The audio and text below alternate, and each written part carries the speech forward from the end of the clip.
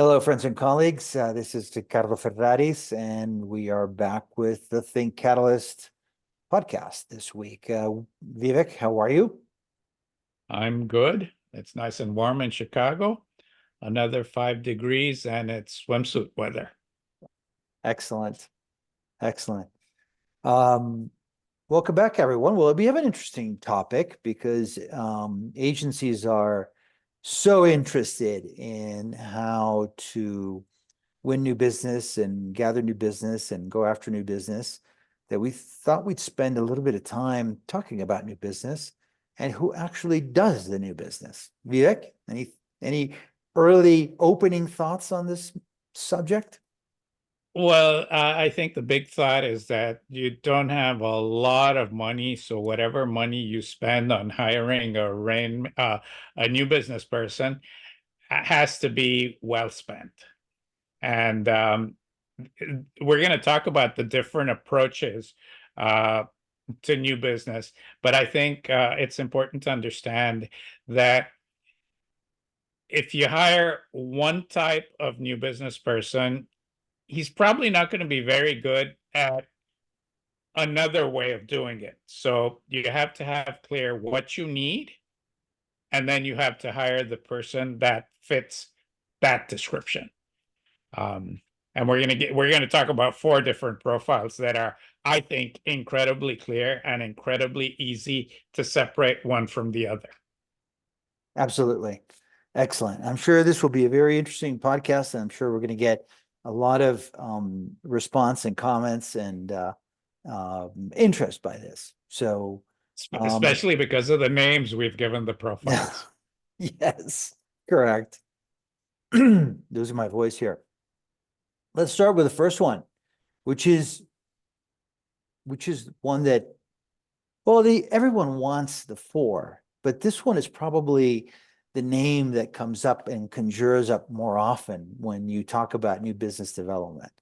So the first one is the first profile. We call it the rainmaker, right?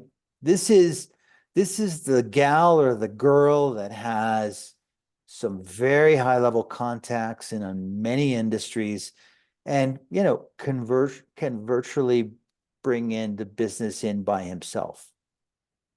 Comments, Vivek? Yeah, I think this profile is sort of the holy grail of new business. Yeah. If you find the rainmaker that can bring you a big account and then can bring you another big account, that's magical. Yeah. It's really, really hard to find. I mean, these people are true unicorns.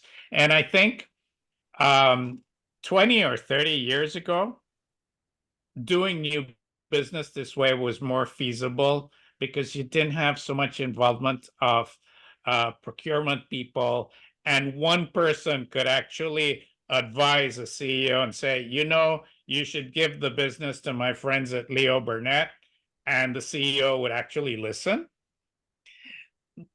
That is less and less viable these days.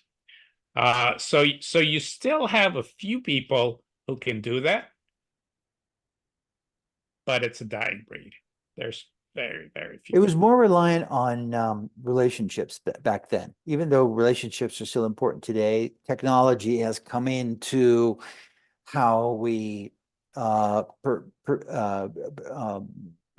after new business.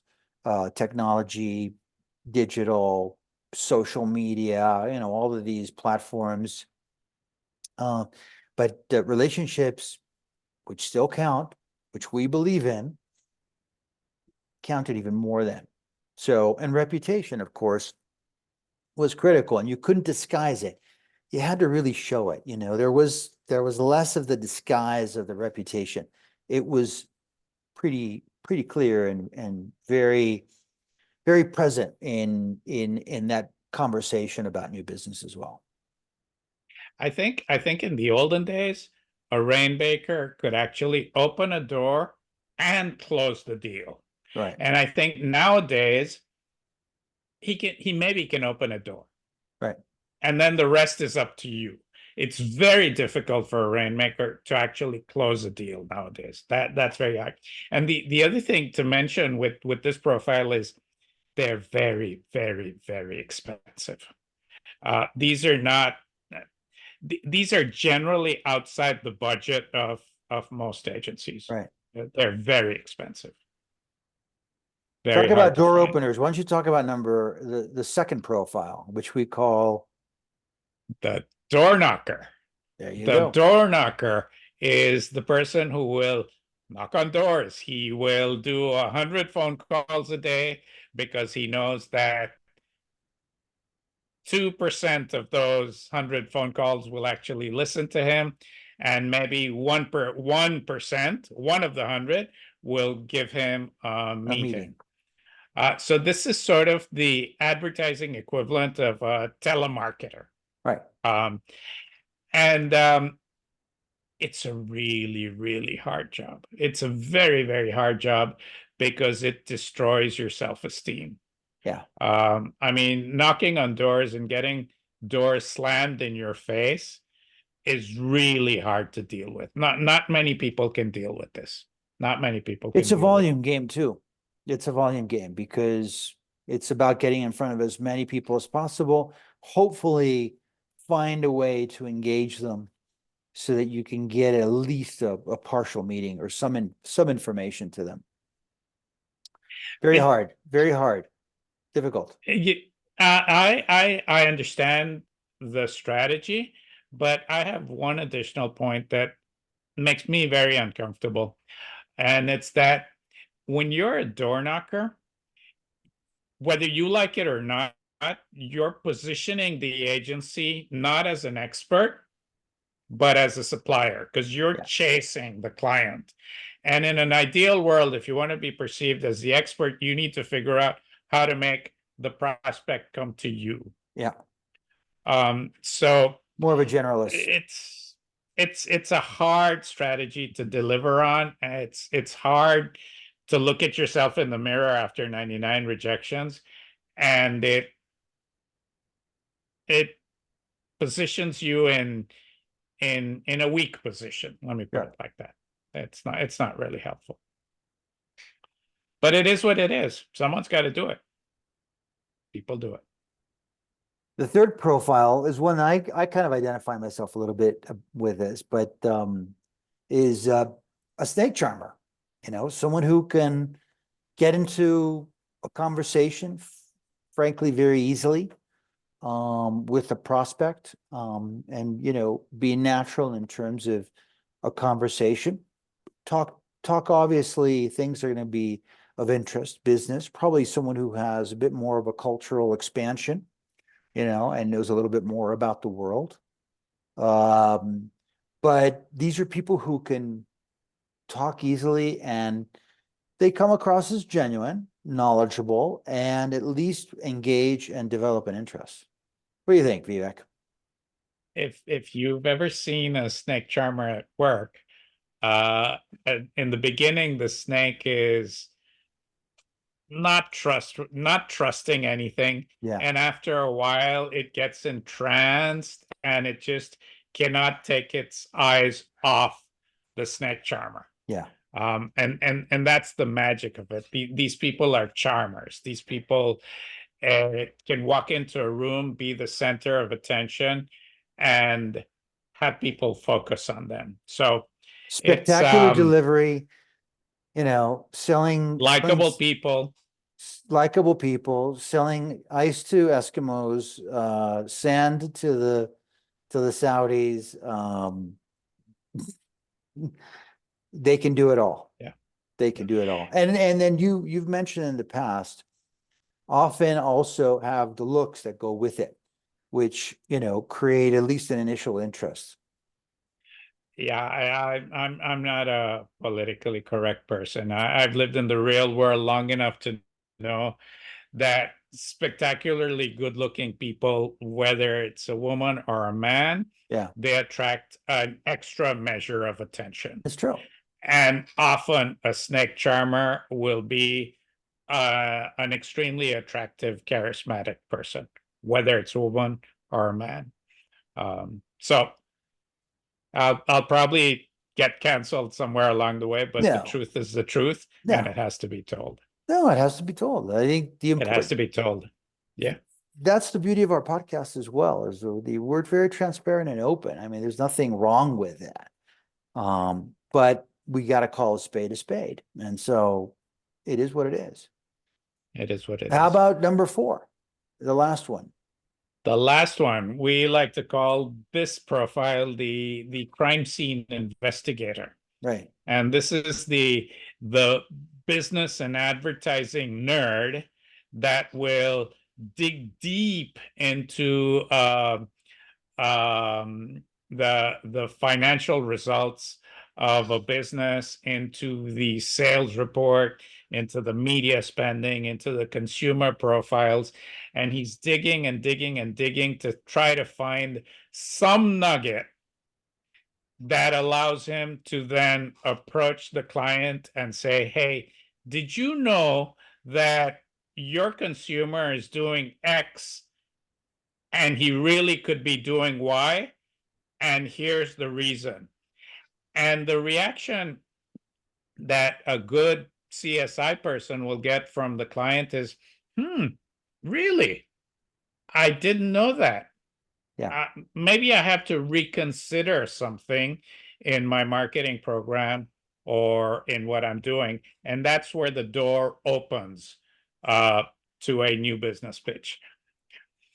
Deeper knowledge and insight drives a lot of that, creating that intention. So, and The, the, I think, you know, a very, it's especially for companies that are a bit more traditional, and that are a bit more structured, those approaches actually work very well for those type of clients. this is a very hard profile to find. I think it's almost as hard as a rain method, to be honest. And the reason is that you need you need to understand business in the broadest sense, and you need to understand advertising and media in a granular level Yeah. so that you can marry both things. And what I found is that a lot of advertising and media people can talk on a superficial level about business, but they've never been on the other side and they don't really understand all the levers that drive a business. So it's difficult for them. Um, this person has to straddle both worlds, and he has to be comfortable in both worlds, and that makes him very difficult to find. However, this person will position the agency as a partner immediately, because the things he is telling the client are things that the client didn't know and the client considers to be interesting or insightful or valuable. And that ups the credibility of the agency significantly. So from an agency leadership and vision standpoint, um, it's important to identify who is going to be running your new business and what kind of an approach you want to have in terms of those profiles. You may have more than one profile, by the way, in an agency. That doesn't mean that you can't have more than one. But I think that you need to sort of think about, you know, agencies need to think about how they go about prospecting and getting close to clients, prospected clients. And it's not just about what you tell them, it's, you know, what is it? It's not just about, you know, your credentials, but is it what are you going to tell them that is going to make that conversation at least engaging and interesting? And one final thought, although there's four different profiles that we talked about, you and I can attest that if you don't have the proper storytelling in each of one of those processes, it's going to be harder to gain that engagement, no Always, matter what. So you got always. to have your storytelling aligned and working as it relates to the credentials that you're going to be presenting that prospect. I'd add one more thing, which is Mm. that um, Don't hire a rainmaker and ask him to be a door knocker because he won't do it well. Don't hire a door knocker and ask him to be a rainmaker because he won't do it well. Don't hire a snake charmer and ask him to do CSI because it's not his thing. So carefully define what you need, hire that profile, but don't ask them to do something that they're just not good at because that'll be a waste of money. It won't work out. So there you go. Agency CEOs and leaders. Few thoughts there on new business and the profiles of people who should be leading it. Clearly, there are different approaches. There's different ways of thinking about this. And we discussed 4 profiles. Quite interesting. We've seen them all. I have in my career. And some work better than others. It really depends on also who the prospect is. Vivek, any closing thoughts? So just for all the listeners out there, remember rainmaker, door knocker, snake charmer, and crime scene investigator. Absolutely. Those are the 4 profiles. We thank you for joining us again in this week's podcast. Hope it's been interesting. Please like, share, comment, write me and Vivek if you have any specific questions. Happy to help you out. And good luck with new business. The year is just starting, so get it going. Thanks, everyone. Vivek, good to see you, and we'll see you next week. Likewise, take care. Bye.